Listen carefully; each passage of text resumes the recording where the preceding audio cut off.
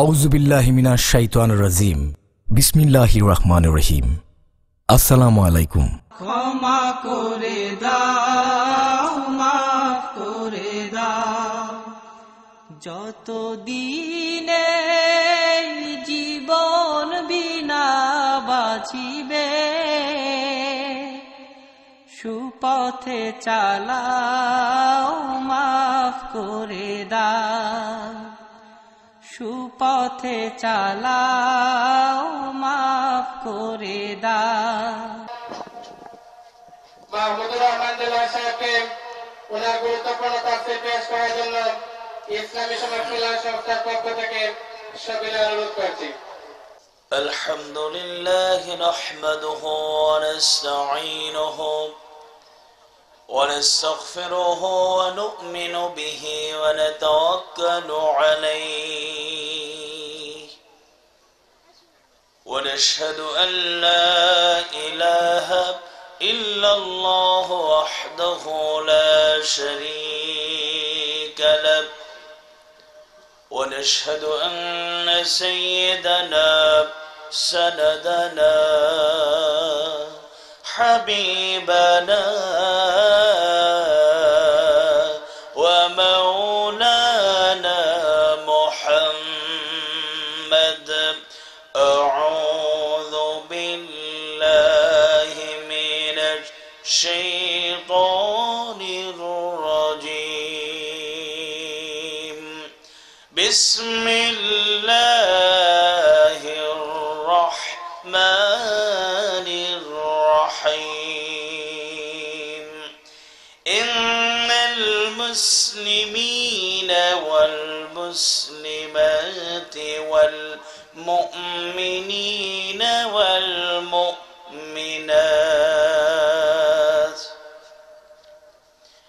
والمؤمنين والمؤمنات والقانتين والقانتات والصادقين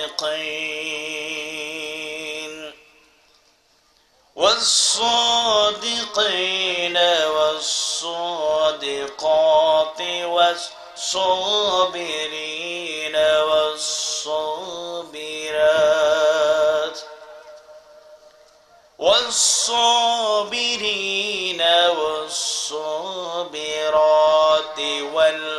والخاشعين والخاشعات والخاشعين والخاشعات والمتصدقين والمتصدقات والصائمين والصائمات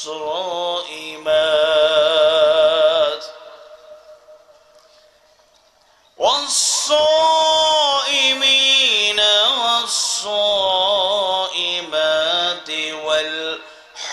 والحافظين فروجهم والحافظات والذاكرين الله كثيرا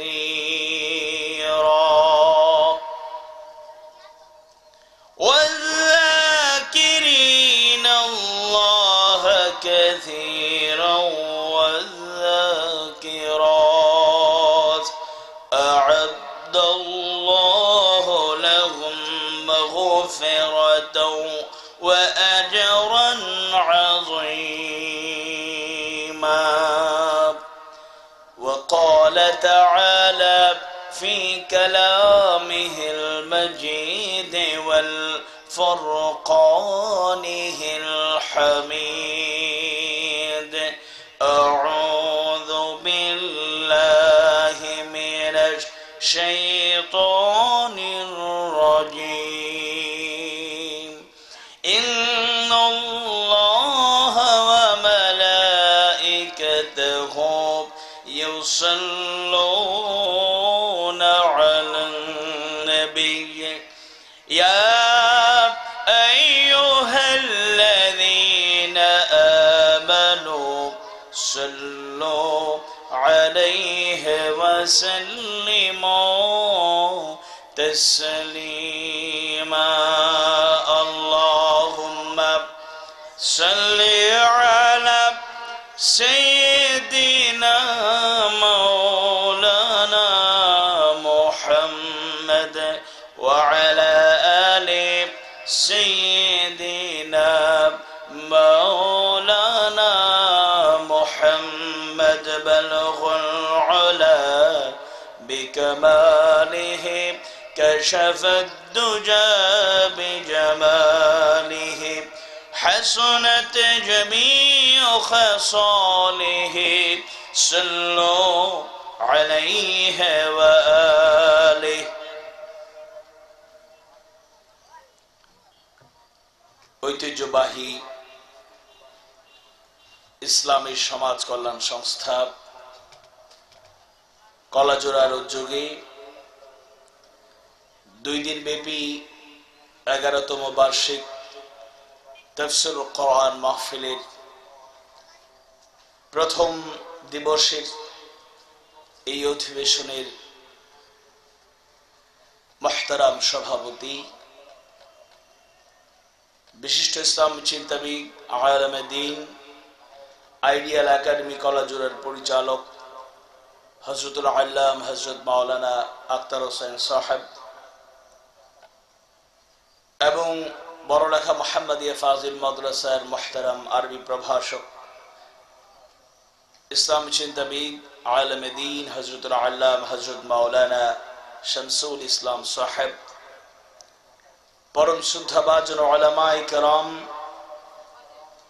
সম্মানিত মুরব্বিগণ উপস্থিত আমাদের আশা ভরসা যাদেরকে নিয়ে আমরা স্বপ্ন দেখি আমাদের এই প্রাণপ্রিয় মাতৃভূমি জন্মভূমি বাংলাদেশকে মেধা যোগ্যতা দক্ষতা এবং সততা এবং উন্নত নৈতিক মানে উন্নীত হয়ে যারা দেশকে নেতৃত্ব দেবে আমাদের দেশকে একটি সুখী সমৃদ্ধশালী শান্তিময় রাজ্যে পরিণত করবে সেই সম্ভাবনাময় আগামী দিনের নেতৃত্ব কর্ণধার প্রিয় তরুণ যুবক কিশোর ভাইয়েরা পর্দার আড়ালে শ্রদ্ধেয়া মা ও বোনেরা মহান আল্লাহ সুবহানাহু ওয়া তাআলার দরবারে শুকরিয়া আদায় করছি যিনি আমাদেরকে ইসলামের সমাজ কল্যাণ সংস্থা কলাজোড়ার উদ্যোগে ঐতিহাসিক এই তাফসীরুল কোরআন মাহফিলে কোরআন থেকে হাদিস থেকে কথা বলার এবং শোনার তৌফিক দান করেছেন মহান মাবুদকে খুশি করার জন্য আমরা শুকরিয়া আদায় করছি সবাই পড়ছি আলহামদুলিল্লাহ নিঃসন্দেহে তাফসীরুল কোরআন মাহফিলের মতো তাৎপর্যপূর্ণ বরকতপূর্ণ এরকম একটি মাহফিলে নিজেদেরকে সম্পৃক্ত রাখা একটি সৌভাগ্যের ব্যাপার আজকে আল্লাহ রাব্বুল আলামিন কবুল করেছেন বলেই সৌভাগ্যের অধিকারী করেছেন বলেই আমরা এরকম একটি বরকতপূর্ণ মাহফিলে নিজেদেরকে সম্পৃক্ত করতে পেরেছি আজকে অত্যন্ত দুর্ভাগ্যজনক হলেও সত্য দুঃখজনক হলেও সত্য যদিও আমাদের দেশ তাওহীদি জনতার দেশ হিসেবেই পরিচিত 90% মুসলমানের দেশ হিসেবেই পরিচিত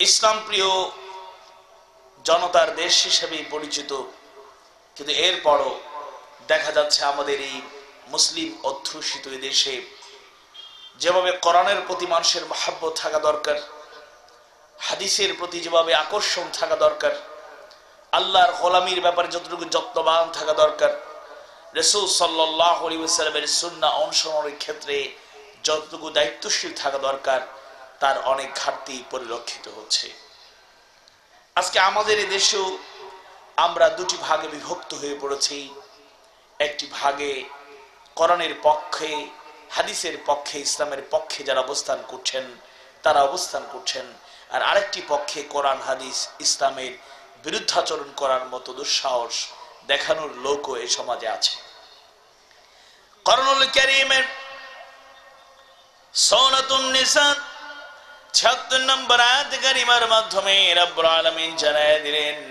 আল্লাযীনা আমানু ইউকাতিলুনা ফি সাবিলিল্লাহ। যারা ঈমানদার, যারা মুমিন, তারা সংগ্রাম করে আল্লাহর পথে। আজকে আমরা যারা মুমিন হওয়ার চেষ্টা করছি, মুমিনদের কাতারে থাকার জন্য সিদ্ধান্ত গ্রহণ করেছি, আল্লাহর পথে আমাদের সংগ্রাম চালিয়ে যেতে হবে। আল্লাহর গোলামেরা, ঈমানদাররা আল্লাহর পথে সংগ্রাম চালানোর চেষ্টা করছে। আমরা যদি মুমিন হয়ে থাকি, কখনোই কোরআনের বিরোধিতা করা যাবে না, হাদিসের বিরোধিতা করা যাবে না। ইসলামের সৌন্দর্যের সাথে সম্পৃক্ত হয়ে যাওয়া ঈমানি দায়িত্ব হয়ে যায়। তাই আমরা যারা ঈমানদার, আমরা সংগ্রাম করছি আল্লাহর পথে। এই আল্লাহর পথে সংগ্রাম করতে গিয়ে, ঈমানের দায়িত্ব পালন করতে গিয়ে, কোরআনের অনুসরণ করতে গিয়ে, হাদিসের অনুসরণ করতে গিয়ে, ইসলাম এর উপরে অটল অবিচল থাকতে গিয়ে বাধা প্রতিকূলতা, কষ্ট, দুঃখ, যাতনা আসে। যারা প্রকৃত মুমিন সকল কষ্টকে উপেক্ষা করে আল্লাহর পথে অগ্রসর হয়, কখনো আল্লাহর পথ ছেড়ে দেয় না। ঠিক কিনা? আরো জোরে বলুন, ঠিক কিনা?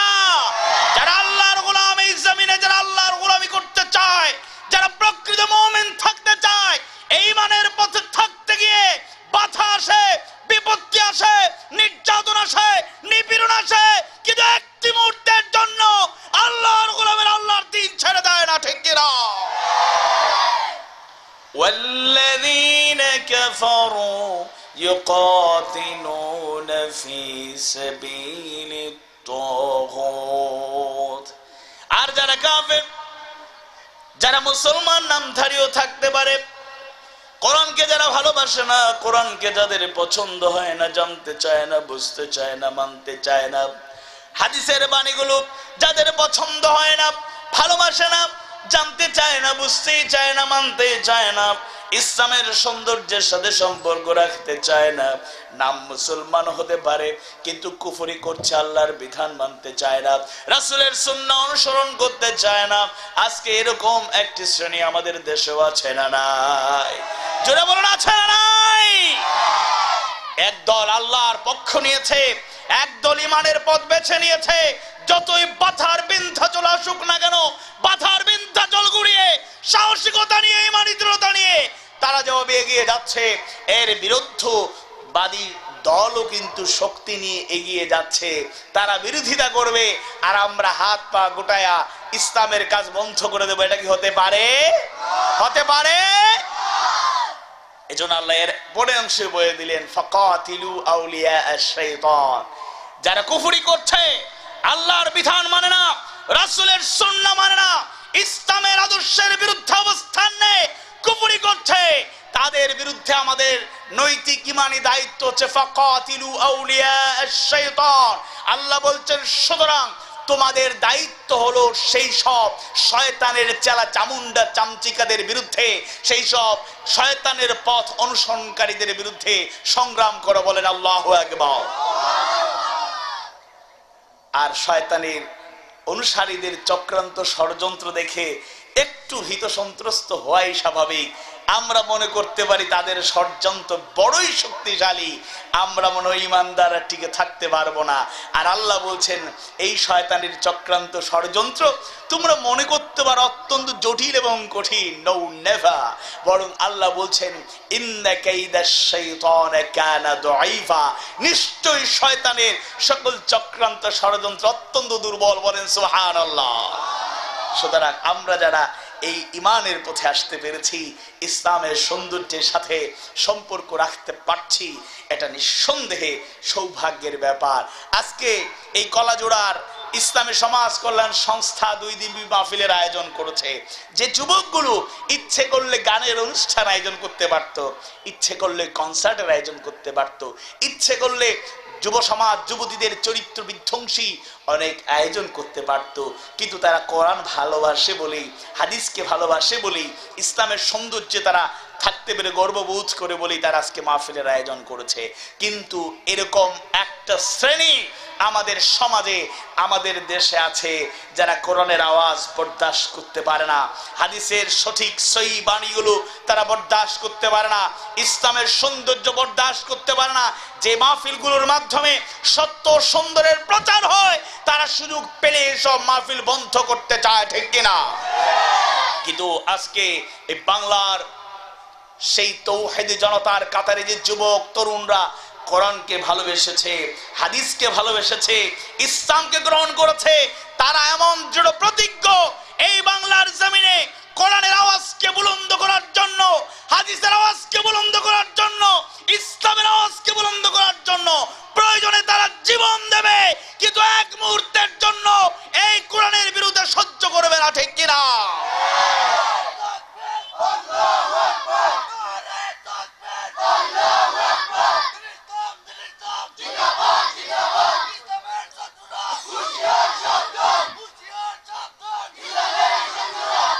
আলহামদুলিল্লাহ, আজকে এই যুবকদের কারণেই আজকে পথভ্রষ্টতা থেকে দিকভ্রষ্ট সেই তরুণরা আজকে আলোর পথের সন্ধান পাচ্ছে। বলুন আলহামদুলিল্লাহ। আমরা জানি এই পথে চললে একটু বাধা প্রতিকূলতা দুঃখ কষ্ট তো আসবেই, কিন্তু এর কারণে আমরা কখনো দুর্বল হয়ে যাব না, দুর্বল হয়ে যাইনি এবং যাব না ইনশাআল্লাহ। আল্লাহ রাব্বুল আলামিন আজকে দোয়া করছি ইসলামের সমাজ কল্যাণ সংস্থা কলাজোড়ার প্রত্যেক দায়িত্বশীল সভাপতি বেলাল ভাই সহ প্রত্যেক দায়িত্বশীল সেক্রেটারি সুমন ভাই এবং একদল দক্ষ যোগ্য তরুণ যুবকরা এখানে এগিয়ে এসেছে কোরআনের খিদমত করার জন্য, এবং উপদেষ্টা হিসাবে এলাকার প্রবীণ নবীন সবাই সহযোগিতা করেছেন। সমাজসেবী যারা আছেন, ইসলাম প্রিয় জনতা সবাই তাদেরকে উৎসাহ উদ্দীপনা দিয়ে যাচ্ছেন। আল্লাহ রাব্বুল আলামিন এই সংস্থাকে এবং এই সংস্থার সাথে জড়িত প্রত্যেকটি কর্মীকে আল্লাহ কবুল করুন, বলুন আমিন। আমরা দরুদ ও সালাম পেশ করছি সাইয়্যিদুল মুরসালিন ইমামুল মুত্তাকিন মুহাম্মদুর রাসূলুল্লাহ সাল্লাল্লাহু আলাইহি ওয়াসাল্লামের প্রতি, যার আনিত বিধান সর্বোত্তম জীবন আদর্শ হিসাবে আমাদেরকে পথ নির্দেশনা দিচ্ছে।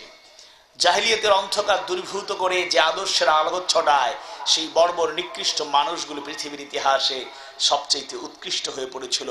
আজকে কিয়ামত পর্যন্ত সে রাসূলের সুন্নাহ, সে রাসূলের জীবন আদর্শ যদি আমরা অনুকরণ করতে পারি তাহলে অবশ্যই আমাদের জীবনের আমূল পরিবর্তন হবে। আর আল্লাহ রাসূল সাল্লাল্লাহু আলাইহি সাল্লামকে আমাদের ভালোবাসতেই হবে, এটা ঈমানি একটা নৈতিক গুরুত্বপূর্ণ দায়িত্ব। কারণ আল্লাহ রাসূলকে জীবনের সবকিছুর চাইতে আমরা ভালো না বাসতে পারলে আমরা প্রকৃত বাস্তব সত্যিকার ঈমানদার মুমিন হতে পারবো না। আন আনাস রাদিয়াল্লাহু আনহু قال قال رسول الله صلى الله عليه وسلم لا يؤمن أحدكم حتى أكون أحب إليه من والده وولده والناس أجمعين। হযরত আনাস রাদিয়াল্লাহু আনহু থেকে বর্ণিত হাদিস, আল্লাহ রাসূল সাল্লাল্লাহু আলাইহি ওয়াসাল্লাম ইরশাদ করেছেন, তোমাদের মধ্য থেকে ততক্ষণ পর্যন্ত কেউ মুমিন হতে পারবে না যতক্ষণ না তার পিতা সন্তান দুনিয়ার সকল মানুষের চাইতে তার কাছে আমি প্রিয় হয়ে যাব। সুবহানাল্লাহ। এজন্য আমরা প্রকৃত আসল মুমিন হতে পারবো, পূর্ণাঙ্গ ঈমানদার হতে পারবো তখনই আল্লাহর রাসূলকে যখন পিতামাতার চাইতে বেশি ভালোবাসতে পারবো, আল্লাহর রাসূলকে যখন সন্তান সন্ততির চাইতে বেশি ভালোবাসতে পারবো, আল্লাহ রাসূলকে যখন বন্ধু বান্ধব আত্মীয় স্বজনের চাইতে বেশি ভালোবাসতে পারবো, আল্লাহ রাসূল সাল্লাল্লাহু আলাইহি ওয়াসাল্লামের সাহাবীরা যেভাবে আল্লাহর রাসূলকে নিজেদের জীবনের চাইতে বেশি ভালোবেসেছেন, যদি এরকম আমরা ভালোবাসতে পারি প্রকৃত মুমিন হওয়া আমাদের পক্ষে সম্ভব, অন্যথায় নয়। আল্লাহ রাসূল সাল্লাল্লাহু আলাইহি ওয়াসাল্লামের সাহাবীরা আল্লাহ রাসূল সাল্লাল্লাহু আলাইহি ওয়াসাল্লামকে কত ভালোবাসতেন, পছন্দ করতেন। শুধু স্ত্রী হিসেবে নয়, আল্লাহ রাসূল সাল্লাল্লাহু আলাইহি ওয়াসাল্লামের দাওয়াতে প্রথম অনুসারী হিসেবে হযরত খাদিজা রাদিয়াল্লাহু আনহা আল্লাহর রাসূলকে স্বামী শুধু নয়, দাঈল আল্লাহ হিসেবে যে পয়গম্বরের দায়িত্ব তিনি পেয়েছিলেন, নবী এবং রাসূলের দায়িত্ব গ্রহণ করেছিলেন, সেই দায়িত্বের ক্ষেত্রে আল্লাহ রাসূল সাল্লাল্লাহু আলাইহি ওয়াসাল্লামকে নবী এবং রাসূল হিসেবে যেভাবে সম্মান প্রদর্শন করেছেন, শ্রদ্ধা প্রদর্শন করেছেন, ভালোবেসেছেন, ওইরকম যদি আমরা ভালোবাসতে পারি নিঃসন্দেহে আমাদের জন্য আল্লাহ রাসূলের জীবন আদর্শ সর্বোত্তম জীবন আদর্শ হয়ে যাবে। আল্লাহ রাসূল সাল্লাল্লাহু আলাইহি ওয়াসাল্লাম মক্কার সেই প্রতিকূল পরিস্থিতির মধ্যে যদিও প্রথম 3টা বছর প্রায় গোপনে গোপনে দাওয়াত দিয়েছেন, কিন্তু যখনই প্রকাশ্যে দাওয়াত শুরু হয়ে গেল চতুর্দিক থেকে প্রচন্ড বাধা বিপত্তি ষড়যন্ত্র চক্রান্ত শুরু হয়ে গেল। বিশ্বনবী সাইয়্যিদুল মুরসালিন মুহাম্মদুর রাসূলুল্লাহ সাল্লাল্লাহু আলাইহি ওয়াসাল্লাম দাওয়াতি কাজ করতে করতে বাড়ি ফিরতে অনেক সময় প্রায় দেরি হয়ে যেত। হযরত খাদিজা রাদিয়াল্লাহু আনহাকে যখনই দরজায় এসে বাড়ির আঙিনা এসে একবার আস্তে করে ডাকতেন খাদিজা, সাথে সাথে দরজা খুলে দেওয়া হতো। সুবহানাল্লাহ।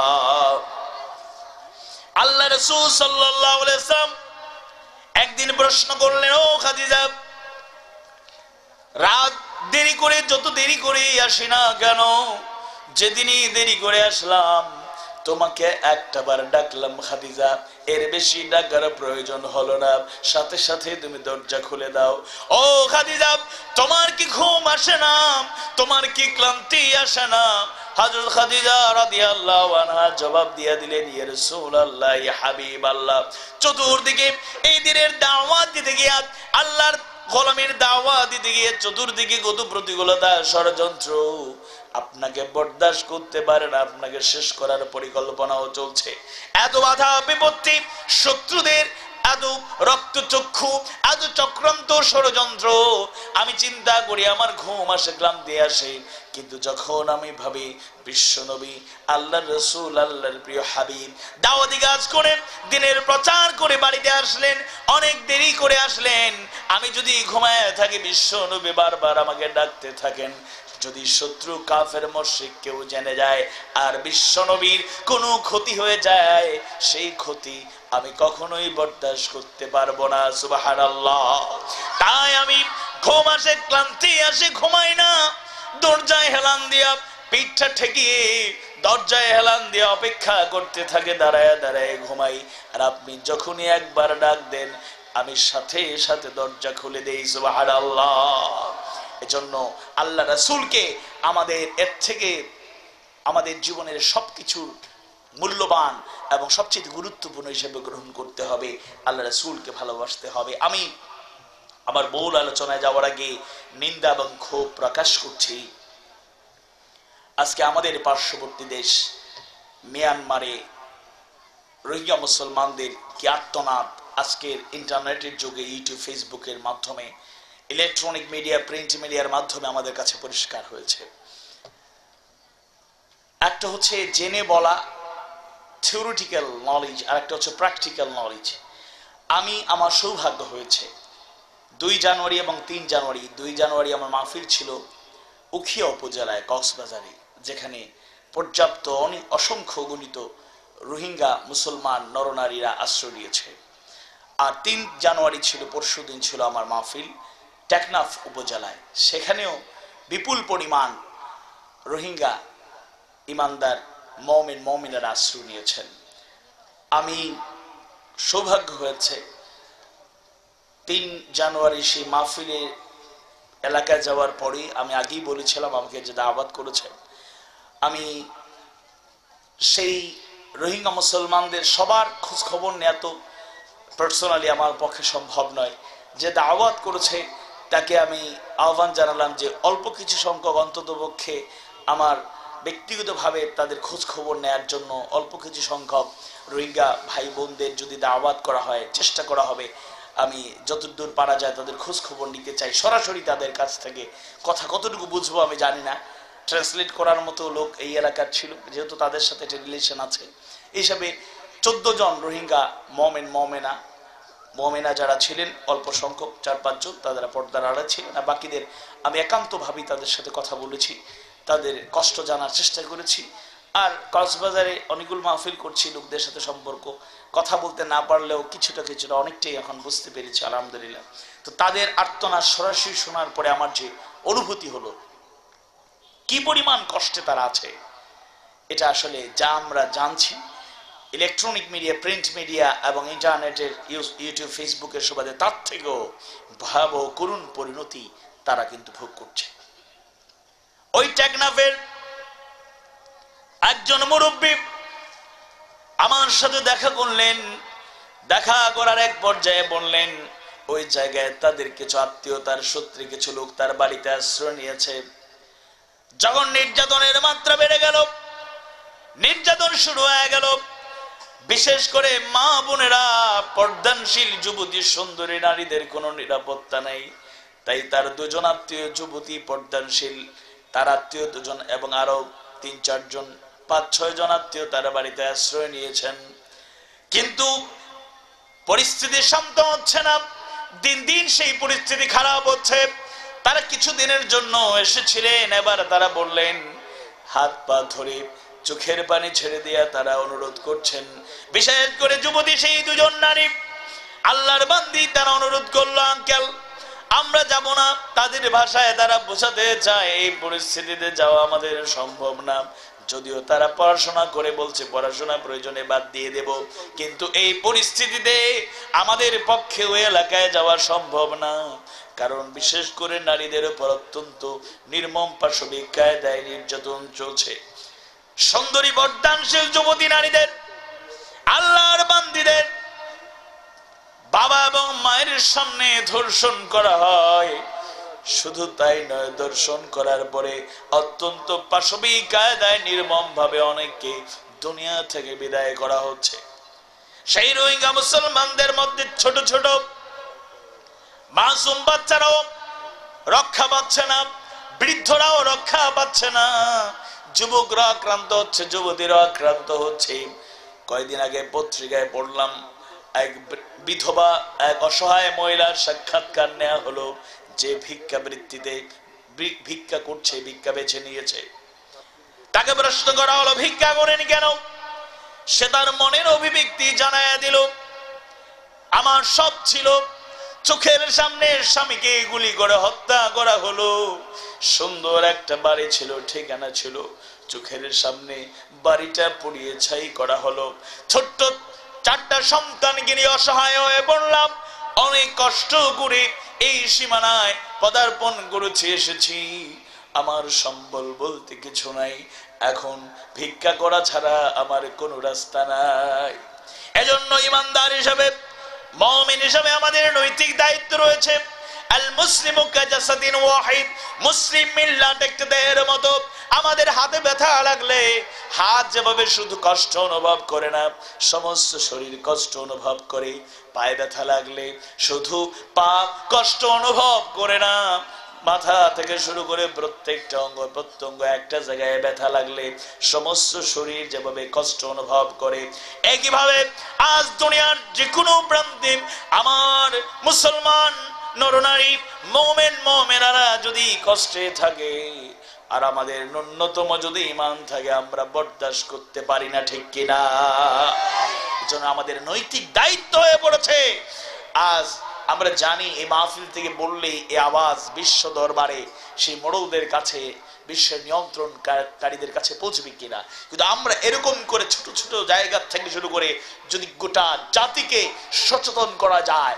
আমার দেশের গুরুত্বপূর্ণ অনেক ব্যক্তি, বিশেষজ্ঞদের সাথে কথা বলেছি, সেই বর্ডার এলাকায় আমার দেশের সেনাবাহিনী, আমার দেশের বিজিবিকে যদি দায়িত্ব, রেসপন্সিবিলিটি দেওয়া হয়, তাদের এই এবিলিটি আছে। আমি যতদূর জেনেছি, এটা কতটুকু সঠিক আল্লাহ ভালো জানেন, যতদূর আমার ধারণা, আসলে এত সংঘাত সংঘর্ষেরও প্রয়োজন হবে না যদি একটা গুরুত্বপূর্ণ সিদ্ধান্ত নেওয়া যায়। পার্শ্ববর্তী প্রত্যেকটি দেশ থেকে মুসলমানরা যদি ঐক্যবদ্ধভাবে এর বজ্র কঠোর প্রতিবাদ করতে পারে, অং সান সুচি সহ তার নেতৃত্বাধীন সেই মিয়ানমারের ক্ষমতা নাই, মিয়ানমার সরকারের ক্ষমতা নাই আজকে মুসলমানদের উপর নির্যাতন এরকম চালাতে পারে, ঠিক কিনা? আমি অনুরোধ করতে চাই, গোটা পৃথিবীর এই আর্তনাদের পেছনে মৌলিক 2টা সমস্যা। একটা সমস্যা হচ্ছে আমরা মুসলমানরা কথা এবং কাজে মুসলমান হতে পারছি না, প্রকৃত মুমিন হওয়া আমাদের পক্ষে সম্ভব হচ্ছে না। দ্বিতীয় সমস্যা হচ্ছে ঐক্যের সমস্যা। আমাদের মধ্যে বিভেদ, হানাহানি, সংঘাত, হিংসা প্রতিহিংসা আজকে ছড়িয়ে যাচ্ছে। গোটা পৃথিবীর মুসলমানরা যদি এক কাতারে দাঁড়াতে পারে, পৃথিবীর প্রত্যেকটি মুমিন মুমিনা ঐক্যবদ্ধভাবে যদি আল্লাহর দ্বীনকে আঁকড়ে ধরতে পারে, পৃথিবীর কোন শক্তি নেই এই ইসলাম ইসলামের বিজয় কেতনকে, ইসলামের জয়যাত্রাকে থামিয়ে দিতে পারে, ঠিক কিনা? এজন্য আমাদের ঐক্যবদ্ধ হওয়া খুব বেশি প্রয়োজন। আল্লাহ রাব্বুল আলামিন আমাদেরকে প্রকৃত ঈমানদার হওয়ার পাশাপাশি ঐক্যবদ্ধ হওয়ার তৌফিক দিন। জিকির করুন লা ইলাহা ইল্লাল্লাহ সুবহানাল্লাহ ওয়ালহামদুলিল্লাহ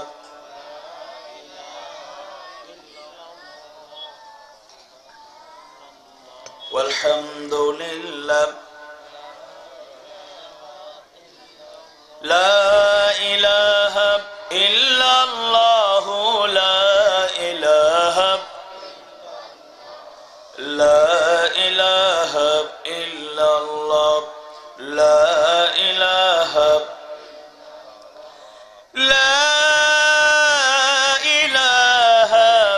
ইল্লাল্লাহ মুহাম্মাদুর রাসূলুল্লাহ সাল্লাল্লাহু আলাইহি ওয়াসাল্লাম।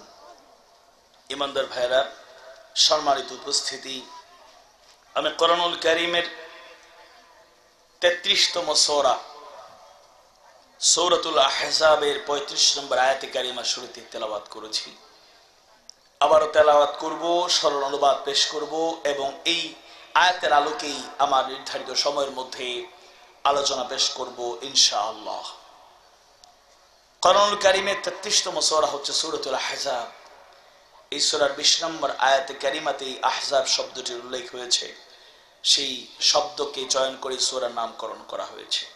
আমরা জানি সূরার নামকরণের দুইটা পদ্ধতি রয়েছে। একটি হচ্ছে যেটা অধিকাংশ সূরায়, প্রায় 112টি সূরা এই নিয়মেই নামকরণ হয়েছে, যে এই সূরার মধ্যে শব্দ বা শব্দদ্বয় চয়ন করে সূরার নামকরণ করা হয়েছে।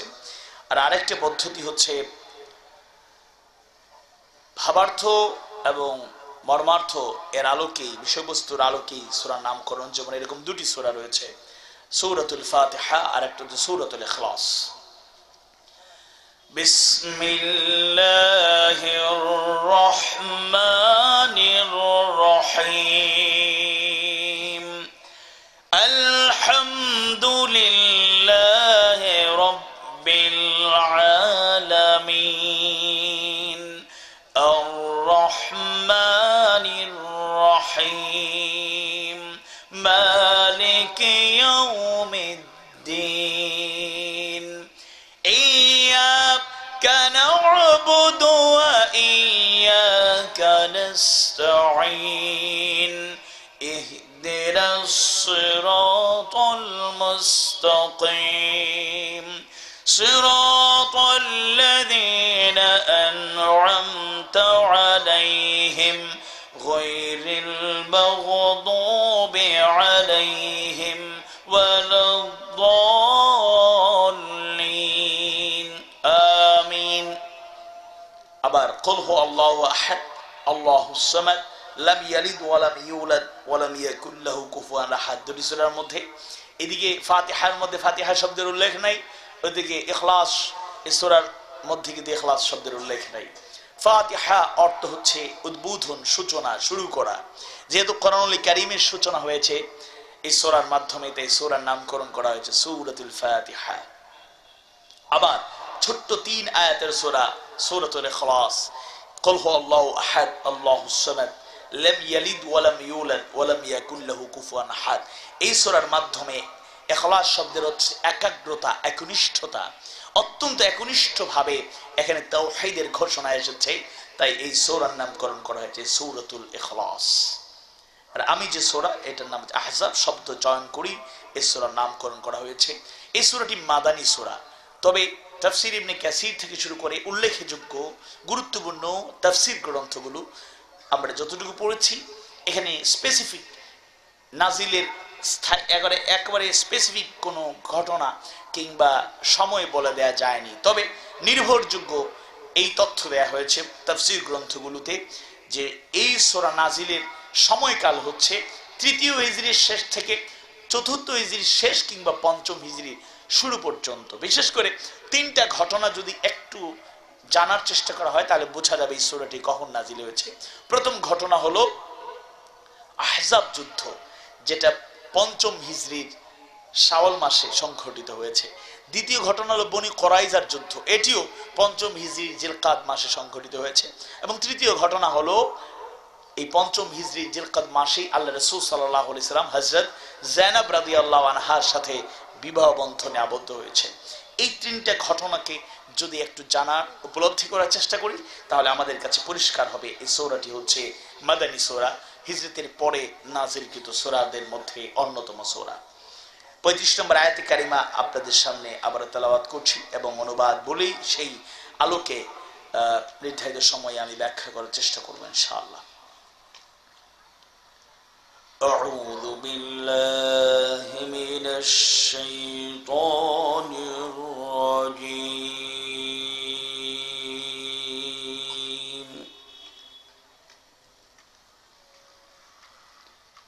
بسم الله الرحمن الرحيم.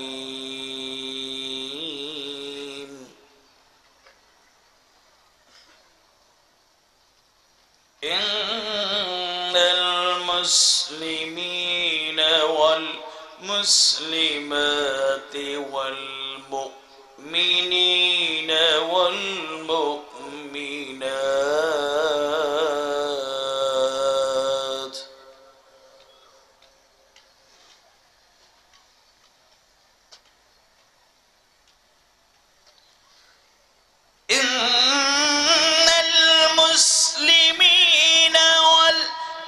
والمسلمات والمؤمنين والمؤمنات والقانتين والقانتات والصادقين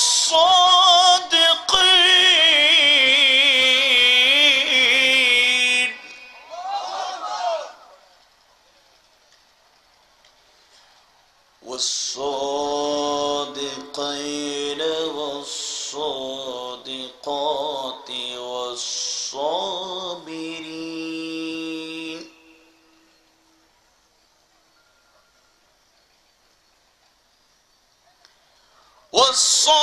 والصادقين والصادقات والصابرين والصابرات والخاشعين والخاشعات والمتصدقين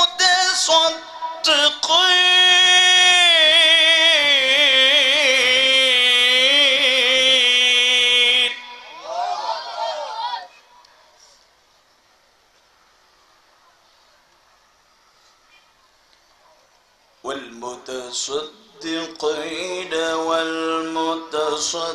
والمتصدقات والصائمين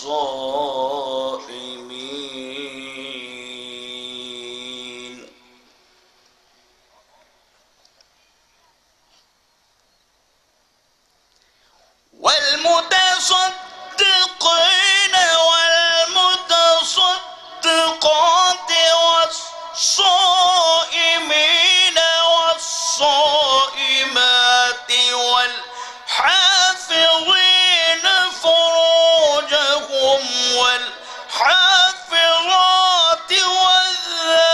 والذاكرين الله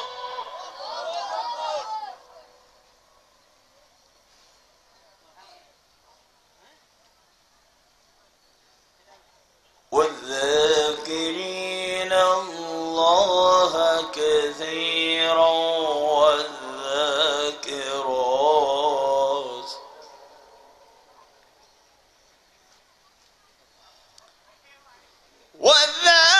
والذاكرات أعد الله لهم مغفرة وأجرا عظيما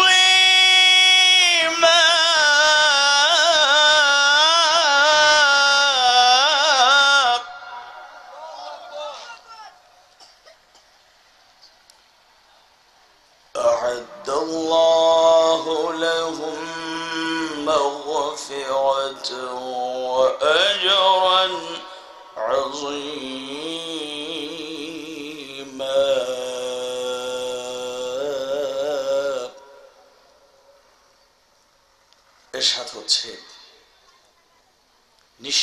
মুসলমান পুরুষ, মুসলমান নারী,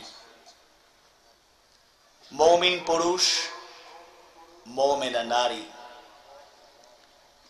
অনুগত পুরুষ, অনুগত নারী, সত্যবাদী পুরুষ, সত্যবাদী নারী, ধৈর্যশীল পুরুষ, ধৈর্যশীল নারী, বিনীত পুরুষ, বিনীতা নারী, দানশীল পুরুষ, দানশীলা নারী, রোজাদার পুরুষ, রোজাদার নারী, যৌন অঙ্গসমূহের হেফাজতকারী পুরুষ এবং যৌন অঙ্গসমূহের হেফাজতকারী নারী, আল্লাহকে বেশি বেশি স্মরণকারী পুরুষ এবং বেশি স্মরণকারী নারী, এদের জন্য আল্লাহ ক্ষমা এবং মহা পুরস্কার নির্ধারণ করে দিয়েছেন। সুবহানাল্লাহ।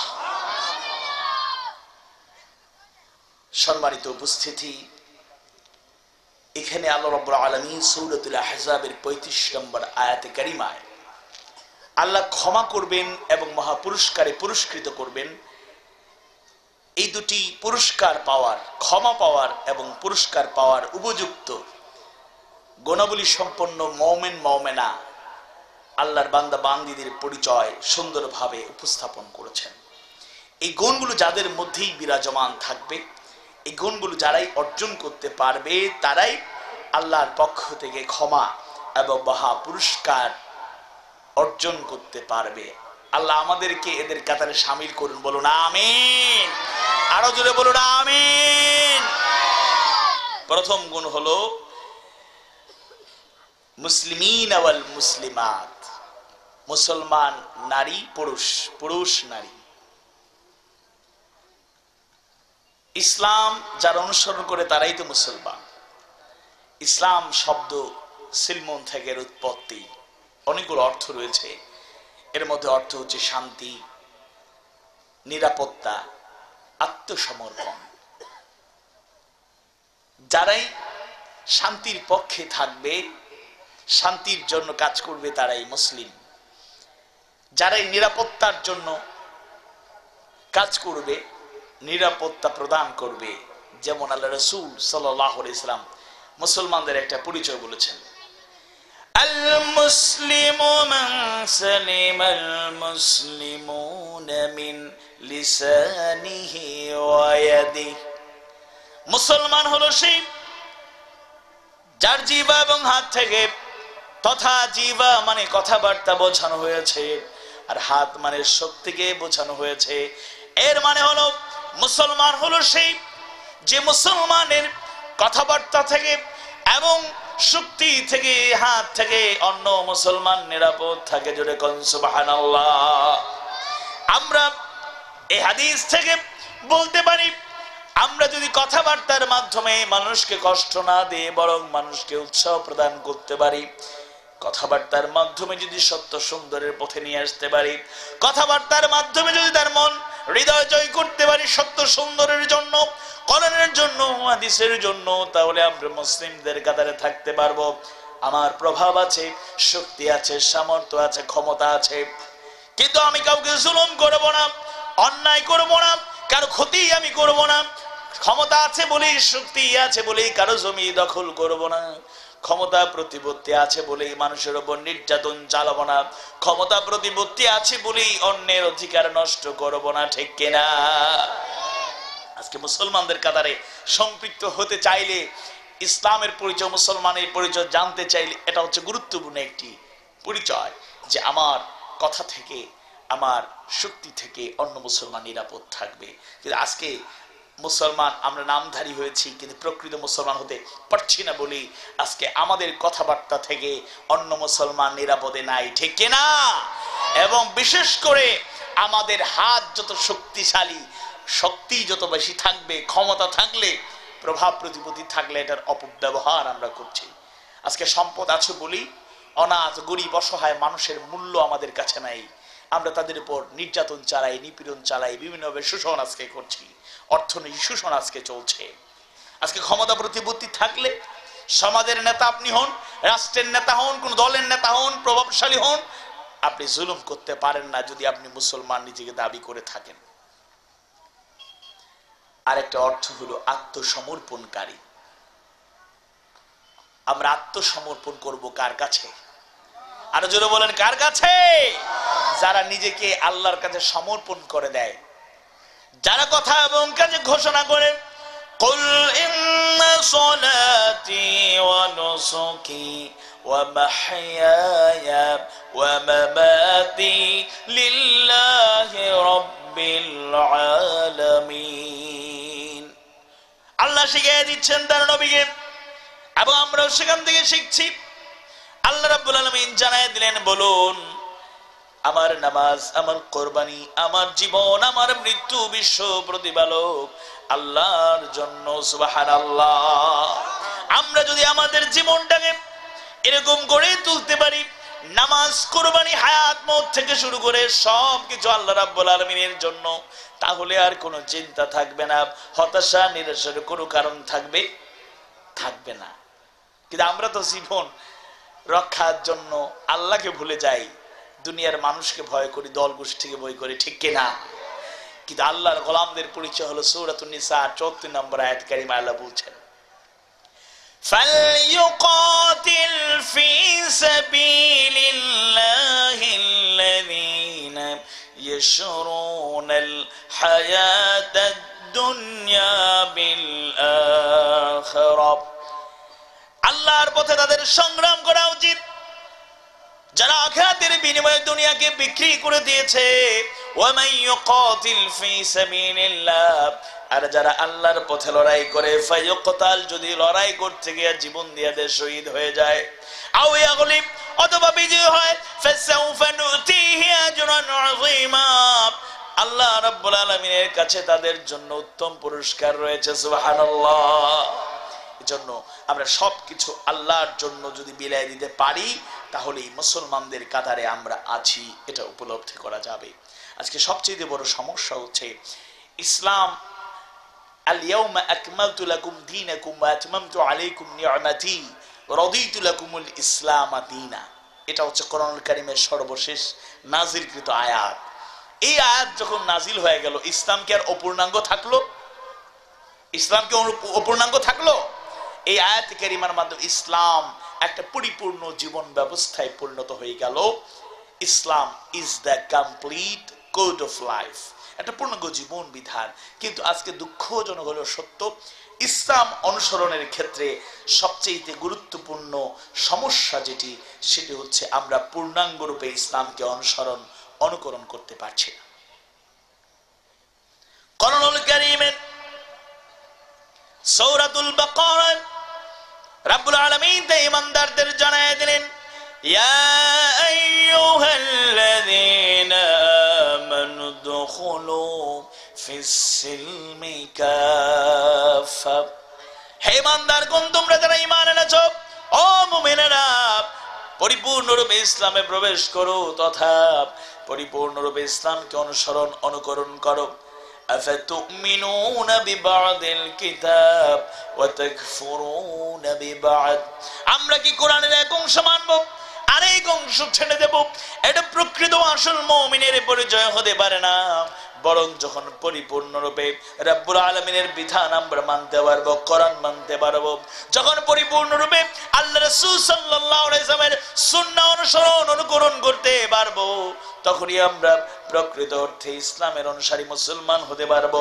আনা আব্বাস রাদিয়াল্লাহু আনহু قال قال رسول الله صلى الله عليه وسلم ذاق طعم الإيمان من رضي بالله ربا وبالإسلام دينا وبمحمد صلى الله عليه وسلم رسولا। আব্বাস রাদিয়াল্লাহু আনহু থেকে বর্ণিত হাদিস, আল্লাহ রাসূল সাল্লাল্লাহু আলাইহি ওয়াসাল্লাম জানায় দিলেন, যারা সন্তুষ্ট চিত্তে আল্লাহকে রব, ইসলামকে জীবন ব্যবস্থা এবং মুহাম্মদ সাল্লাল্লাহু আলাইহি ওয়াসাল্লামকে রাসূল হিসেবে গ্রহণ করতে পারবে, তারাই ঈমানের প্রকৃত স্বাদ গ্রহণ করতে পারবে। সুবহানাল্লাহ। এজন্য প্রকৃত স্বাদ যদি গ্রহণ করতে চাই, তাহলে আমাদের অবশ্যই আল্লাহকে রব মানতে কি আমাদের কোনো কষ্ট আছে? আমাদের রব কে? আল্লাহ আমার রব, এ রবি আমার সব, আল্লাহ আমার রব, এ রবি আমার সব। দামে দামে তনু মনে তারি অনুভব, দামে দামে তনু মনে তারি অনুভব। আল্লাহ আমার রব, এ রবি আমার সব। তোমার দুনিয়াতে আমি যেদিকে তাকাই, অথই নিয়ামতে ডুবে আছি সবাই। তোমার দুনিয়াতে আমি যেদিকে তাকাই, অথই নিয়ামতে ডুবে আছি সবাই। পাখ পাখালির গানে শুনি তসবি কলরব, তসবি কলরব। আল্লাহ আমার রব, এ রবি আমার সব। আল্লাহ আমার রব, এ রবি আমার সব। বলেন আলহামদুলিল্লাহ। ইমানদার ভাইরা, সন্তুষ্ট চিত্তে আল্লাহকে রব হিসেবে যদি গ্রহণ করা যায়, ইসলামকে জীবন ব্যবস্থা হিসেবে যদি গ্রহণ করা যায়, আর আল্লাহ রাসূলকে যদি রাসূল হিসেবে গ্রহণ করা যায়, তাহলে আমরা ইমানের প্রকৃত স্বাদ পাবো। যদি ওই আল্লাহকে রব হিসেবে গ্রহণ করার জন্য, ইসলামকে জীবন ব্যবস্থা হিসেবে গ্রহণ করার জন্য একটা কঠিন প্রতিকূলতা মোকাবেলা করতে হয়েছে রাব্বুল আলামিন। যখন আল্লাহ রাসূল সাল্লাল্লাহু আলাইহি ওয়াসাল্লাম দাওয়াতি কাজ শুরু করলেন, চতুর্দিকে প্রতিকূলতা আসলো। সূরা হামিম আসিদার 33 নম্বর আয়াতে কারিমার মাধ্যমে আল্লাহ সুবহানাহু ওয়া তাআলা জানায় দিলেন, ওয়া মান আহসানু ক্বালাম মিম্মান দাআ ইলাল্লাহি ওয়া আমিলা সালিহান ওয়া ক্বালা ইন্নানি মিনাল মুসলিমিন। তার কথার যে উত্তম কথার কার হতে পারে, যে মানুষকে আল্লাহর দিকে ডাকে নেক আমল করে এবং ঘোষণা করে আমি মুসলমানদের মধ্যে অন্তর্ভুক্ত। আল্লাহু আকবার।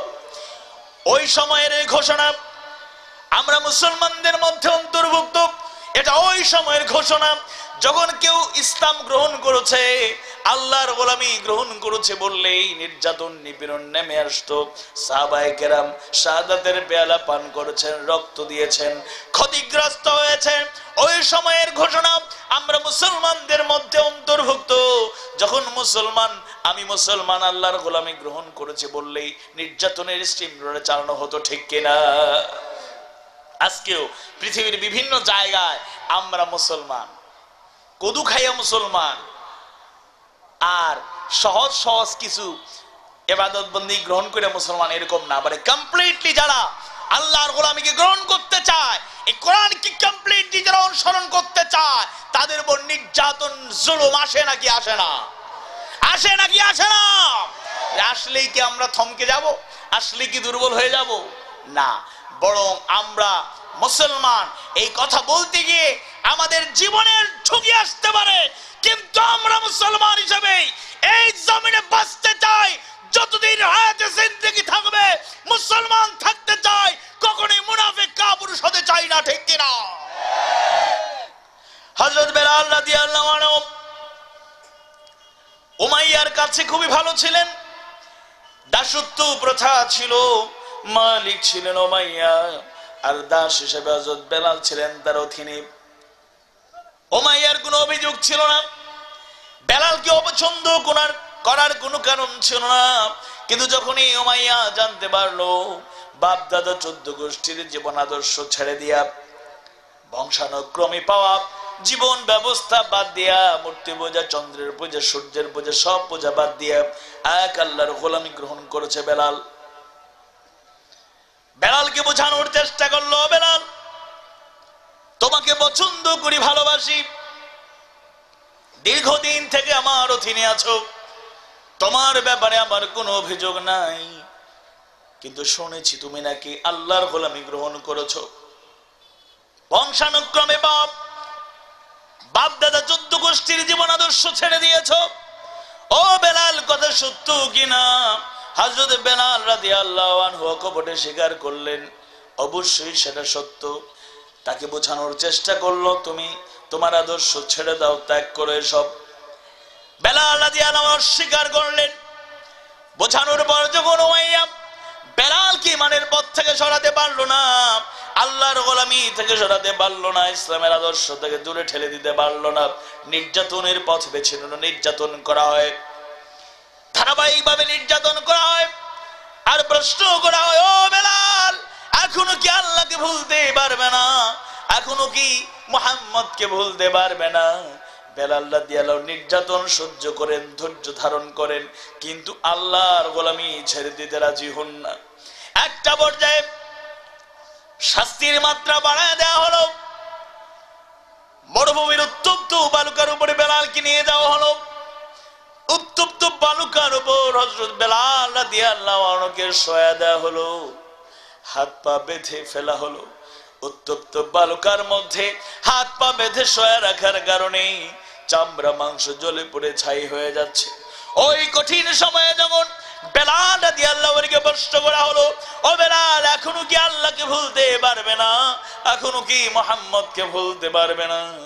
বেলালের কণ্ঠে তাওহীদের অমিয় সেই বাণী, তাওহীদের ঘোষণা ছিল, কুল হু আল্লাহু আহাদ আল্লাহুস সামাদ লাম ইয়ালিদ ওয়া লাম ইউলাদ ওয়া লাম ইয়াকুল লাহু কুফুয়ান আহাদ।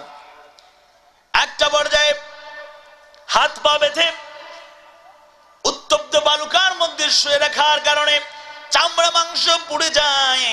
এরপর বেলাল ইমানের পথ ছেড়ে দেয় না, আল্লাহর গোলামি ছেড়ে দেয় না।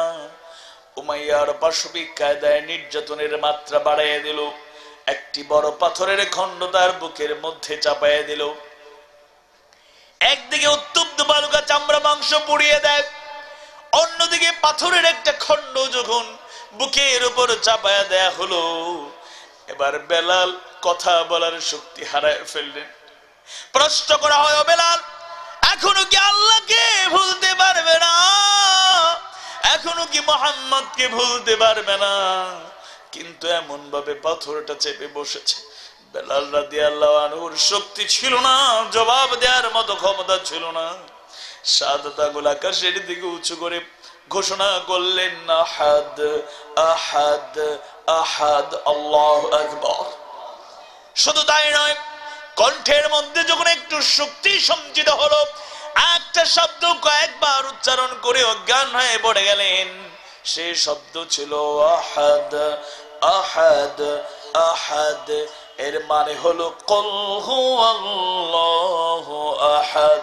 হযরত বেলাল রাদিয়াল্লাহু আনহু সাহাবায়ে কেরামের উপর যারা ওয়াকালা ইন্নানি মিনাল মুসলিমিন, যারা ঘোষণা করেছিলেন কথা এবং কাজের মাধ্যমে আমরা মুসলমানদের মধ্যে অন্তর্ভুক্ত, শাহাদাতের পেয়ালা পান করেছেন, রক্ত দিয়েছেন, ঘাম ছড়িয়েছেন, ইসলামের পথ ছেড়ে দেন নাই। সুবহানাল্লাহ। ও ইমানদার ভাইরা, আজও একই রকম পরীক্ষা করে পৃথিবীতে দিতে হচ্ছে। আমার দেশেও ইমানদার মুসলমানদেরকেও বিভিন্ন সময় পরীক্ষা দিতে হয়েছে। জানি না কত পরীক্ষার দিতে হবে।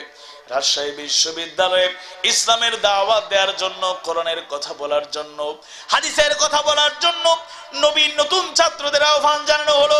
সবাইকে জোর করে কোরআনের দাওয়াত দেয়া হলো, সবাইকে জোর করে হাদিসের দাওয়াত দেয়া হলো, ইসলামের সৌন্দর্য তুলে ধরা হলো, নামাজের কথা বলা হলো, আল্লাহর গোলামির কথা বলা হলো, আল্লাহ রাসূল সাল্লাল্লাহু আলাইহি ওয়াসাল্লামের সুন্নাহর অনুসরণের জন্য বলা হলো। কিন্তু সেই দাওয়াতি, সেই সুন্দর অনুষ্ঠানে হামলা করা হলো। আল্লাহর সেই দাঈল আল্লাহ 4 জন গোলামকে পৃথিবী থেকে বিদায় করা হলো। তন্মধ্যে একজন গোলামকে, আল্লাহর একজন বান্দাকে আঘাত করতে করতে রক্তাক্ত আল্লাহর সেই দিনের মুজাহিদ জমিনে পড়ে গিয়েছে।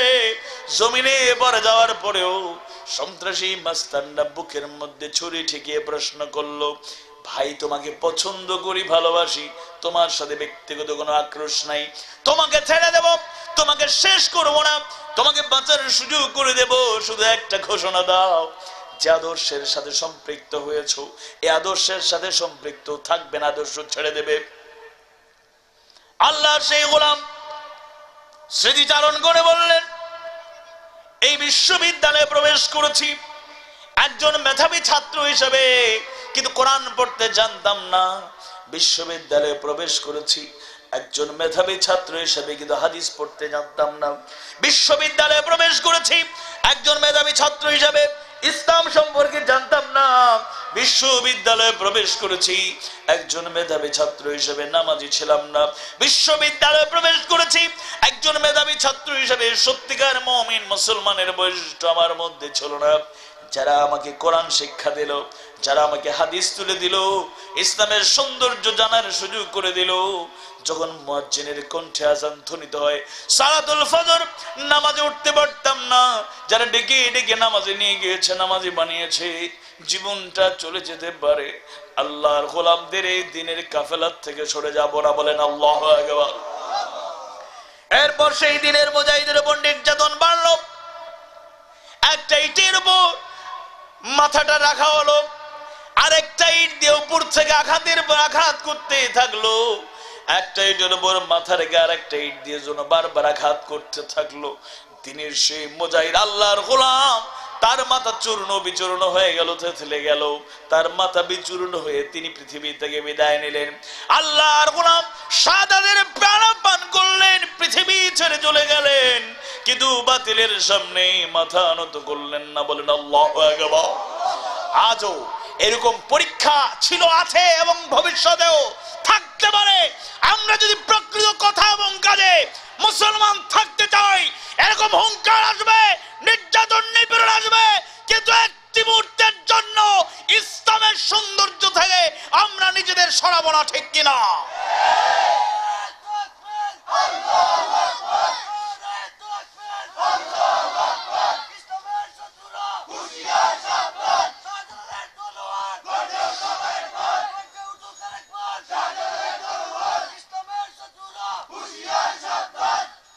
এজন্য ইমানদার ভাইয়েরা, আমাদের মৌলিক দায়িত্ব হচ্ছে পূর্ণাঙ্গ রূপে ইসলামটাকে অনুসরণ করা, মুসলিম এবং মুসলিমা হিসেবে নিজেদেরকে তৈরি করা। দ্বিতীয় গুণ হচ্ছে ওয়াল মুমিনিনা ওয়াল মুমিনাত, যারা মুমিন পুরুষ এবং মুমিন নারী। ঈমান আমরা গ্রহণ করি, মুমিন হয়ে থাকি, ঈমানের সত্যিকার এবং বাস্তব পরিচয় আমাদের থাকা দরকার। স্বাভাবিকভাবেই আমরা ঈমানের অর্থ নিয়ে থাকি বিশ্বাস। এই বিশ্বাসটা কেমন বিশ্বাস যদি সাধারণভাবে বিশ্লেষণ করি, তাহলে কোরআনুল কারীমের সূরাতুল বাকারার শুরুতেই মুত্তাকীদের কয়েকটা গুণ বলা হয়েছে। এর মধ্যে একটা গুণ হলো হুদাল লিল মুত্তাকিনা আল্লাযীনা ইউমিনুনা বিল الغيب ويقيمون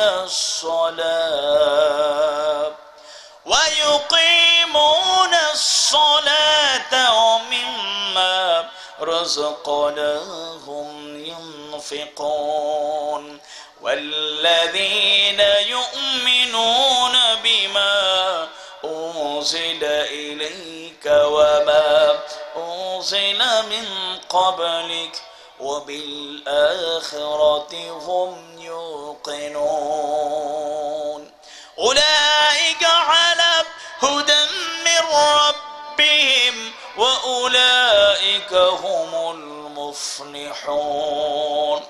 কোরআন থেকে যে মুত্তাকিরা হেদায়েত পাবে, সেই মুত্তাকিদের কয়েকটা পরিচয়। প্রথম পরিচয় হলো আল্লাযীনা ইউমিনুনা বিল গায়ব, যারা অদৃশ্যের উপর ঈমান আনে, বলেন সুবহানাল্লাহ। আজকে ঈমানের মৌলিক বিষয় হচ্ছে বিশ্বাসটা আজকে অনেক নড়বড়ে হয়ে যাচ্ছে। বিভিন্ন সময় বিভিন্ন কারণে আমাদের মধ্যে দুর্বলতা দেখা দেয়। বিশেষ করে অনেক আশা ভরসা করে আপনারা বাচ্চাগুলোকে, ছেলেদের মেয়েদের পাঠান, কলেজে পড়ুক, বিশ্ববিদ্যালয়ে পড়ুক, জ্ঞান বিজ্ঞান তথ্য প্রযুক্তির যুগে মাথা উঁচু করে যাতে দাঁড়াতে পারে। এই ইনফরমেশন টেকনোলজির যুগে আমরা কত কিছু তাদের শিক্ষা দিচ্ছি, কিন্তু আজকে এই ইনফরমেশন টেকনোলজির যুগে, গ্লোবালাইজেশনের যুগে আজকে পৃথিবীর মানচিত্রে যেভাবে জ্ঞান বিজ্ঞানের উৎকর্ষতা হচ্ছে, একইভাবে আজকে এটা আমাদের জন্য যেভাবে আশার দিক আবার হতাশারও দিক। আজকে বিশ্ববিদ্যালয়ে ছাত্ররা পড়ছে, কলেজে পড়ছে, আজকে তাদেরকে নাস্তিক বানানোর জন্য একটি কুচক্রী মহল অত্যন্ত সুপরিকল্পিতভাবে এটা কাজ করছে, ঠিক কিনা? আজকে তাদেরকে শেখানো হচ্ছে যাতে তারা আল্লাহর মধ্যে বিশ্বাস হারিয়ে ফেলে, তাদেরকে লজিক দিয়ে যুক্তি দিয়ে বোঝানোর চেষ্টা করা হয় যে জিনিসটা উদ্দেশ্য যে আল্লাহকে দেখিনি, রাসূলকে দেখিনি, জান্নাত জাহান্নাম একটা স্বপ্নিক কথাবার্তা তারা নগদে বিশ্বাস করে এবং ছাত্রদের বোঝাতে চায়, শেখাতে চায় there is no creator, there is no god, Allah বলতে কিছু নাই, সৃষ্টিকর্তা বলতে কিছু নাই। বলুন নাউযুবিল্লাহ। আজকে এই জন্য এই ইমানের মৌলিক ফান্ডামেন্টাল বিষয় হচ্ছে আমাদের বিশ্বাসটাকে অত্যন্ত মজবুত করতে হবে। আল্লাহ রাসূলের কাছে সাহাবায়ে কেরাম ইমানের শিক্ষা নিয়েছেন। আল ঈমান হুয়া তাসদীক বিল জানান ওয়াল ইকরার বিল লিসান ওয়াল আমাল বিল আরকান। তিনটা পদ্ধতিতে আমরা কালেমাকে গ্রহণ করব। যে কালেমা পাঠ করছি লা ইলাহা ইল্লাল্লাহু মুহাম্মাদুর রাসূলুল্লাহ সাল্লাল্লাহু আলাইহি ওয়াসাল্লাম, এই কালেমাকে তিন ভাবে, প্রথম হচ্ছে তাসদীক বিল জানান, অন্তর দিয়ে বিশ্বাস, এটা যাতে নড়বড়ে না হয়। মেরাজের ঘটনা সংঘটিত হয়ে গেল, যখন তারা শুনলো আবু জেহেল উতবা সাহেবারা শুনতে পারলো মেরাজের বর্ণনা তাদের কাছে কাল্পনিক এবং বিস্ময়কর মনে হলো। তারা চিন্তা করে দেখলো কত অপপ্রচার চালালাম, মুহাম্মদকে পাগল বললাম, কবি বললাম, জাদুগুরু বললাম, এরপরও মুহাম্মদ থেকে তাদের সরাতে পারলাম না। নির্যাতন নিপীড়ন করা হয় তারপরও সরানো যায় না, এত মজবুত ঈমান তাদের হয়েছে। যখন মেরাজের সেই বর্ণনা তারা শুনলো তাদের কাছে মনে হলো এটি কল্পনা প্রসূত, কাল্পনিক ঘটনা হতে পারে, বাস্তবে এরকম ঘটনা হতে পারে না। এবার আবু জেহেল খুশি হয়ে গেল। আবু জেহেল নিজ দায়িত্বে আবু বকরের কাছে চলে গেল, কারণ আবু জেহেল জানে আল্লাহ রাসূল সাল্লাল্লাহু আলাইহি সাল্লামকে সবচেয়ে কাছে থেকে যিনি অনুকরণ করেন, সবচেয়ে বিশ্বস্ত সেই আবু বকরকে যদি পথভ্রষ্ট করতে পারি তাহলে বাকিগুলো এমনিতেই হয়ে যাবে। বলেন নাউযুবিল্লাহ। চলে গেল আবু বকর সিদ্দিক রাদিয়াল্লাহু আনহুর কাছে। তখনও ওনার নাম ছিল আবু বকর সিদ্দিক, যুক্ত হয় নাই। মেরাজের সেই বর্ণনার কথা জানানোর জন্য আবু বকরের কাছে গিয়ে বলল, ও আবু বকর, সব শুনেছো কিনা? তিনি বললেন, না, এখনো শুনিনি। নিজে থেকে খুব আগ্রহ নিয়ে আবু জেহেল সব বর্ণনা করে বলল, এটা কি সত্য হতে পারে? আবু বকর সিদ্দিক রাদিয়াল্লাহু আনহু শুধু প্রশ্ন করলেন, ও আবু জেহেল, তুমি কি বিশ্ব নবীর কাছ থেকে সরাসরি শোনাছো কিনা? সে খুশি হয়ে বলল, তার ধারণা তৈরি হয়ে গেল, মনে হয় তার ইমানে খটকা লেগেছে, এবার মনে হয় আদর্শ ছেড়ে দেবে। আবু বকর জিজ্ঞেস করলেন, নবীর কাছ থেকে শুনেছো কিনা? সে খুশি হয়ে জবাব দিলে, এই মাত্র নিজ কানে শুনে এসেছি। আবু বকর তখন জানায় দিলেন, ও আবু জেহেল, শুনে রাখো, যদি বিশ্ব নবী আল্লাহর প্রিয় হাবিব এই কথা বলে থাকেন তাহলে নির্দ্বিধায় নিঃসংকোচে আমি জানায় দিলাম তিনি যা বলেছেন এটা শতভাগ সত্য। জোরে বলেন আল্লাহু আকবার। পরবর্তীতে আবু বকর সিদ্দিক আল্লাহ রাসূলের সাথে দেখা হয়ে গেল। আল্লাহ রাসূল সব এই সাক্ষ্য শোনার পরে আল্লাহ রাসূল যখন জানলেন, আবু বকরকে জানায় দিলেন, ও আবু বকর, তোমার যে মজবুত ঈমান, অদৃশ্য এমন আজগুবি বিস্ময়কর ঘটনা শোনার পরও তুমি ঈমান এনেছো, ঈমানের উপর ছিলে তুমি শুধু আবু বকর নও, তুমি হচ্ছো সিদ্দিক, মহাসত্যবাদী। সুবহানাল্লাহ। এরকম আমাদের ঈমানটাকেও পাকাপোক্ত তাসদীক বিল জানান, অন্তর বিশ্বাস এরকম মজবুত থাকতে হবে। ইসলাম মুসলমানের বিরুদ্ধেও আজকে অনেক মিথ্যাচার করা হয়। শুনবেন, শুনে বলে, আরে এই লোকটারে এত ভালো মনে করতাম, এটা কি এত খারাপ হয়ে গেল? আসলে যেই লোকটা জীবনে কোরআনের আদর্শ ছাড়া অন্য কোনো আদর্শ নেয় নাই, যে লোকটা হাদিসের আদর্শ যতটুকু জেনেছে বাস্তব জীবন অনুসরণ করার চেষ্টা করেছে, যে মানুষ ইসলামের সৌন্দর্যের আলোয় আলোকচ্ছটা উদ্ভাসিত হয়েছে, যে মানুষ একটা মানুষকে থাপ্পড় দেওয়ার রেকর্ড কেউ দেখাতে পারবে না, সেই মানুষকে শত শত মানুষের খনি বানানো হয়, ঠিক কিনা? যে মানুষ কোনোদিনও পরনারীর দিকে ভুলেও তাকায় নাই, সেই মানুষকে ধর্ষণের মামলা দেয়া হয়, ঠিক কিনা?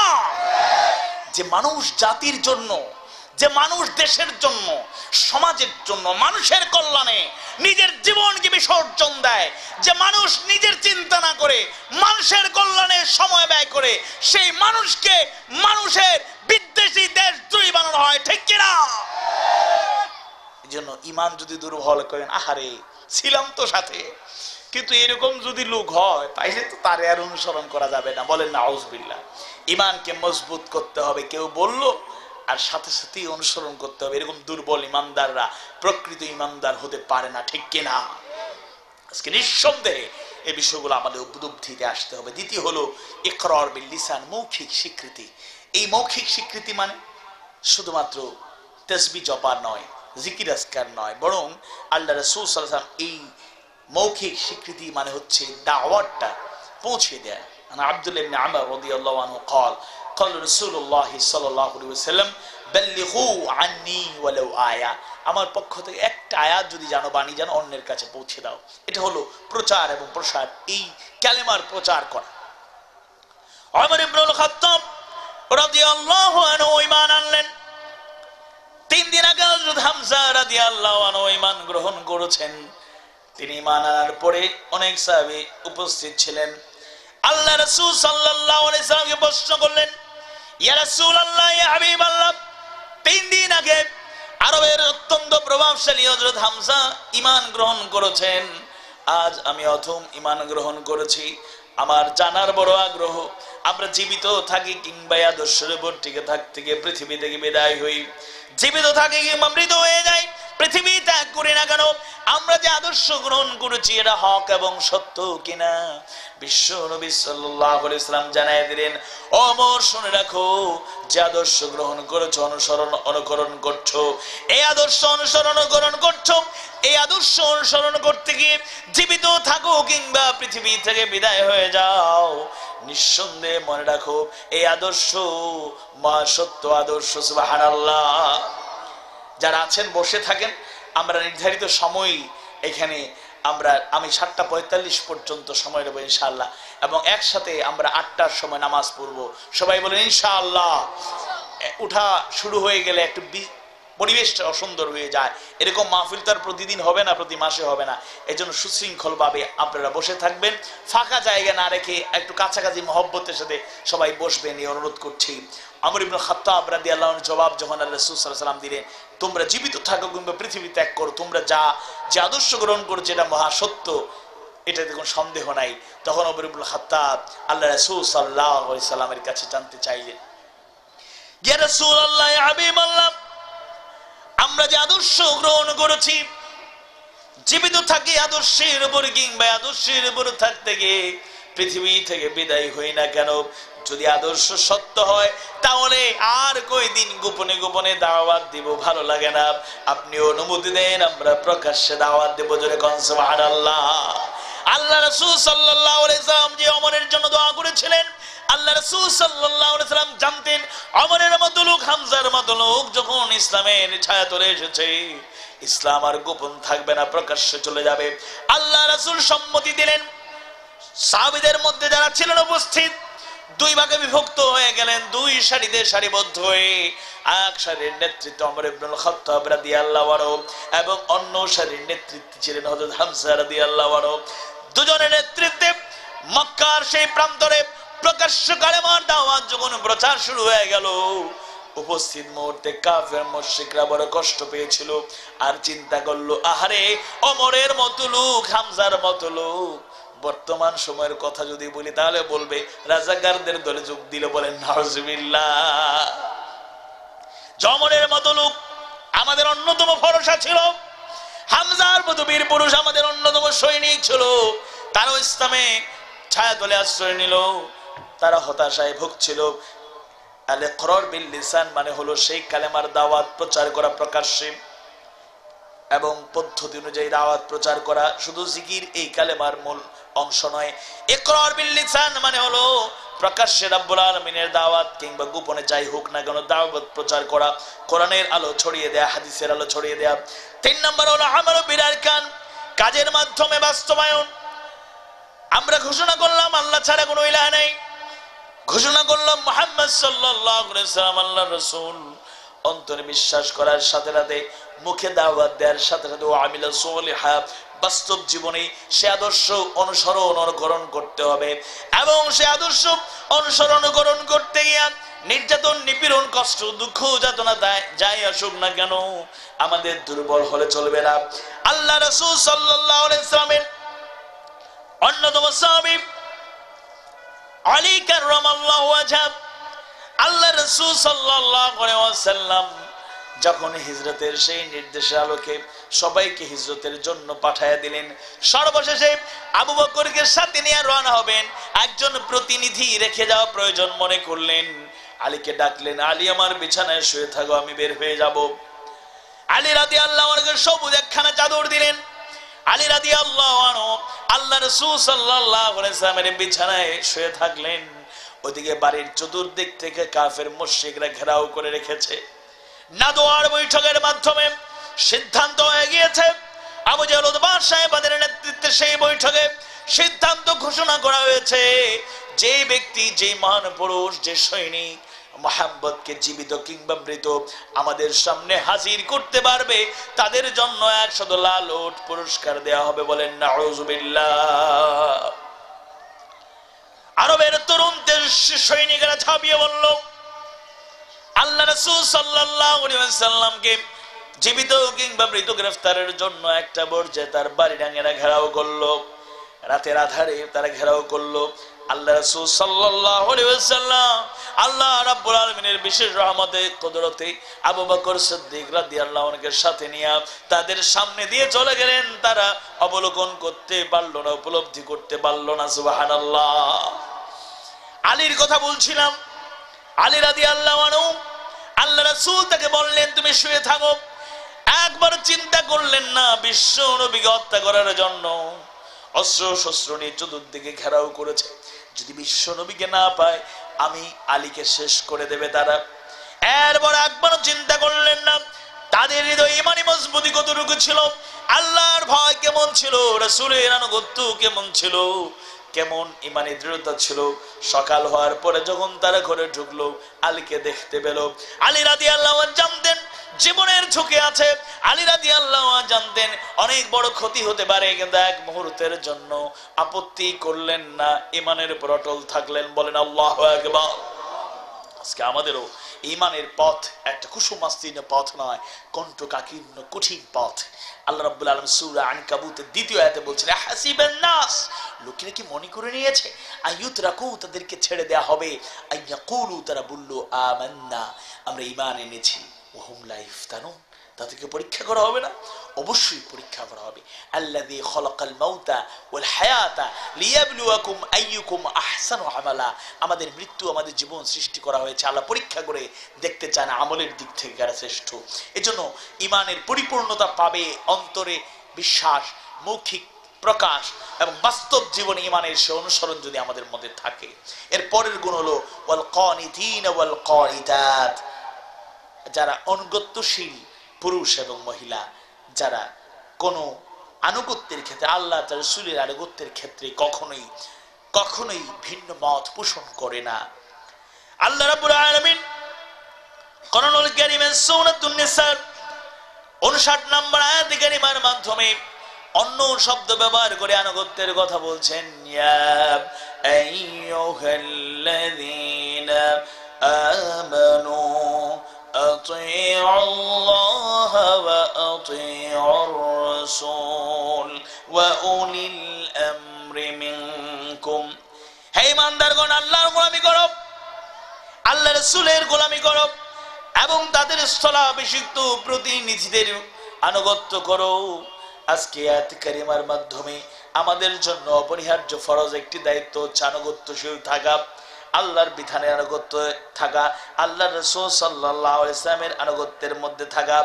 আল্লাহর রাসূল সাল্লাল্লাহু আলাইহি ওয়াসাল্লাম ইরশাদ করেছেন, বুখারীর হাদিস, আন আবী হুরায়রা রাদিয়াল্লাহু আনহু আন্না রাসূলুল্লাহ সাল্লাল্লাহু আলাইহি ওয়াসাল্লাম মান আতাআনি দাখালাল জান্নাহ। আল্লাহর রাসূল সাল্লাল্লাহু আলাইহি ওয়াসাল্লাম ইরশাদ করেন, যারা আমার আনুগত্যের মধ্যে থাকবে, আমার অনুকরণ করবে, তারা জান্নাতে প্রবেশ করবে। বলেন সুবহানাল্লাহ। এজন্য আনুগত্য, অনুকরণ, আল্লাহর গোলামি করা এবং রাসূলের সুন্নাহ অনুসরণ করা, আনুগত্যশীল থাকা, এটা হচ্ছে আল্লাহর প্রিয় যারা হতে চায়, আল্লাহর কাছ থেকে ক্ষমা পেতে চায় এবং পুরস্কার পেতে চায়, তাদের অন্যতম একটি গুণ। এরপরে ওয়াস-সাদিকিনা ওয়াস-সাদিকাত, যারা সত্যবাদী পুরুষ এবং সত্যবাদী নারী। কোরআনুল কারীমের আয়াত কারিমার মাধ্যমে আল্লাহ সুবহানাহু ওয়া তাআলা জানিয়ে দিলেন, ইয়া আইয়ুহাল্লাযীনা আমানু তাকুল্লাহ ওয়া কুনু মা'আস সাদিকিন। হে ঈমানদারগণ, তোমরা আল্লাহকে ভয় করো এবং সত্যবাদীদের সঙ্গী হয়ে যাও। আমরা যদি আল্লাহর পক্ষ থেকে ক্ষমা পেতে চাই এবং তার পক্ষ থেকে পুরস্কার হতে চাই, সত্যবাদীদের সাথে আমাদের সম্পর্ক থাকতে হবে, সত্যবাদীদের গুণ আমাদের মধ্যে থাকতে হবে। আন আবী যার রাদিয়াল্লাহু আনহু قلت زدني قال النبي صلى الله عليه وسلم قل الحق وإن كان نورا। আবু যার রাদিয়াল্লাহু আনহু থেকে বর্ণিত হাদিস, আল্লাহ রাসূলকে প্রশ্ন করা হলো, জিদিনি ইয়া রাসূলুল্লাহ, বাড়ায়া কিছু উপদেশ দিন যা আমাদের জন্য কল্যাণ হবে। ক্বালান নবী সাল্লাল্লাহু আলাইহি ওয়াসাল্লাম, আল্লাহর নবী জানায়া দিলেন, কুলিল হক, সত্য বলো, সত্য প্রকাশ করো, ওয়া ইন কানা মুররা, যদিও তা তিক্ত হয়। সুবহানাল্লাহ বলবেন না? জোরে বলুন সুবহানাল্লাহ। সত্য মিষ্ট না তিক্ত? ইমাম খতিব, আমাদের মাহফিল এরকম বছরে একটা, কিন্তু ইমাম খতিবরা প্রতি সপ্তাহে তো সলাতুল জুমায় সেই জুমাবারে আলোচনা করে থাকেন। আজকে দেখা যায় অনেক লোকেরাই ইমাম খতিবদের বিরোধিতা করেন যদি তারা সত্য প্রকাশ করতে চান। কারণ ইমাম খতিবের সুযোগ রয়েছে বছরে প্রায় 50টি সপ্তাহ, 50টি আলোচনা রাখা। তিনি ধারাবাহিকভাবে যদি কোরআন হাদিসের ব্যাখ্যা করতে থাকেন, অনেক বেশি 45 মিনিট থেকে 1 ঘন্টা সময় পর্যন্ত তারা পেয়ে থাকেন। এই সময়ে ইচ্ছে করলে 1 ঘন্টা করে 50টা আলোচনা 50 ঘন্টা যদি করেন, কোরআন হাদিসের অনেক বিষয় আলোচনা করলে তারা পরিষ্কার করতে পারেন। বলেন আলহামদুলিল্লাহ। কিন্তু সবাইকে আপনারা সুযোগ দিচ্ছেন না, সবাই হক কথা বলতে পারেন না। কারণ যদি সুদের বিরুদ্ধে কথা বলেন, হতে পারে আপনাদের এলাকায় এরকম না, অন্য এলাকায় এটা আছে, মুতাওয়াল্লি সাহেব সুদের সাথে সম্পৃক্ত। এবার ইমাম সাহেব, খতিব সাহেব বলতে পারে না, মন খারাপ হয়ে যায়। ঘুষের বিরুদ্ধে, দুর্নীতির বিরুদ্ধে বলতে পারছেন না, হয়তো সেক্রেটারি জেনারেল এর সাথে সম্পৃক্ত। সন্ত্রাসী, মাস্তানি, টেন্ডারবাজি, জায়গা দখল, ভূমি দখলের কথা বলতে পারছেন না, হয়তো কোষাধ্যক্ষ বা অন্য কোনো প্রভাবশালী লোক জড়িত। তাহলে আজকে আমি ইমাম হই, খতিব হই, কিংবা শ্রোতা হই, কিংবা বক্তা হই, আমাদের দায়িত্ব হলো সত্য প্রকাশ করা, ঠিক কিনা? যদিও তা তিক্ত হয়। আজকে এই জন্যই আমাদের সমাজের পরিবর্তন হচ্ছে না। আজকে সবাই ঐক্যবদ্ধভাবে যদি হকের উপর আমরা থাকতে পারি, তাহলে নিঃসন্দেহে এই জাতির সামগ্রিক পরিবর্তন হবে। আজকে অবশ্যই আমাদের প্রত্যেক ইমানদার মুসলমানদের এটা নৈতিক এবং ইমানি গুরুত্বপূর্ণ দায়িত্ব, হক গ্রহণ করতে হবে এবং হক প্রকাশ করতে হবে। এই হক প্রকাশ করতে গিয়ে, সুদের বিরুদ্ধে কথা বলতে গিয়ে, ঘুষের বিরুদ্ধে কথা বলতে গিয়ে, দুর্নীতির বিরুদ্ধে কথা বলতে গিয়ে, অন্যায়ের প্রতিবাদ করতে গিয়ে, মাস্তানি টেন্ডারবাজিদের বিরুদ্ধে ভূমিকা পালন করতে গিয়ে যদি কোনো ক্ষতি হয়, এটাকে আমরা ক্ষতি মনে করি না, বরং ইমানের একটি পুরস্কার আমরা মনে করি, ঠিক কি না? এজন্য হকের উপর থাকতে হবে, হকের কথা বলতে হবে। আপনারা কে কিভাবে নেবেন আমরা জানি না। কোন রাজনৈতিক মতদর্শের চিন্তা চেতনা থেকে, থিঙ্কিং থেকে আমি বলছি না। আমি সামগ্রিকভাবে কোরআন হাদিসের একজন ব্যাখ্যাকারী, কোরআন হাদিসের একজন ওয়াইজ, কোরআন হাদিসের একজন মুফাসসির হিসেবে বলতে চাই। আল্লামা দেলাওয়ার হোসেন সাঈদীকে আমার জানা মতে আওয়ামী লীগের লোকেরা ভালোবাসেন, বিএনপির লোকেরা ভালোবাসেন, জামায়াতের লোকেরা ভালোবাসেন, জাতীয় পার্টির লোকেরা ভালোবাসেন। দল মত নির্বিশেষে, এটা বানানো কোনো কথা নয়, এটা হচ্ছে সামগ্রিক কথা। আজকে আল্লামা দেলাওয়ার হোসেন সাঈদীর অপরাধ যদি খোঁজেন, তাইলে তার সবচেয়ে বড় অপরাধ হলো তিনি হিসেব নিকেশ না করে যখনই যে হক বলা, যেই পরিস্থিতি থাকুক না কেন, সকল পরিস্থিতিতে হকের উপর ছিলেন, কখনোই আপোষ করতে রাজি ছিলেন না, ঠিক কিনা? যে আল্লাহর গোলামকে বিভিন্ন আলেম ওলামার মাধ্যমে আশ্বাস জানানো হয়েছে, আপনাকে সুযোগ দেয়া হবে, আপনি এখনো সুযোগ আছে। আদর্শ যেটা গ্রহণ করেছেন সেই দল এবং আদর্শকে ত্যাগ করেন, আপনি নতুন চিন্তায় অগ্রসর হন, আপনাকে আমরা মুক্ত করে দেব। কিন্তু আল্লাহর গোলাম জানিয়ে দিয়েছেন, জেনে বুঝে জিহাদ ফি সাবিলিল্লাহ ইসলামী আন্দোলনে যে সুন্দর আদর্শ আমি গ্রহণ করেছি, দুনিয়ার সুযোগ সুবিধার জন্য, কিছুদিনের আরামায়েশের জন্য এই সব লোভ প্রত্যাখ্যান করে তিনি প্রয়োজনে ফাঁসির মঞ্চ বেছে নিয়েছেন, ঠিক কিনা? আল্লাহর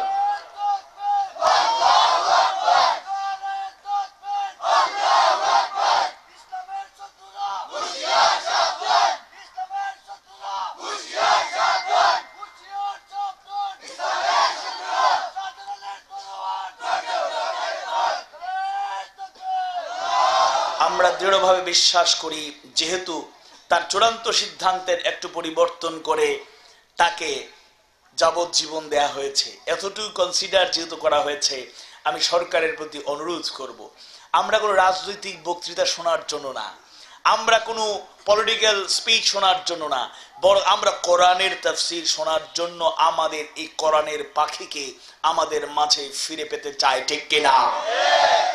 আমরা শুধুমাত্র জাহান্নামের আগুন থেকে বাঁচার সেই সুন্দর বয়ান, জান্নাতে যাওয়ার সেই সুন্দর বয়ান শুনতে চাই।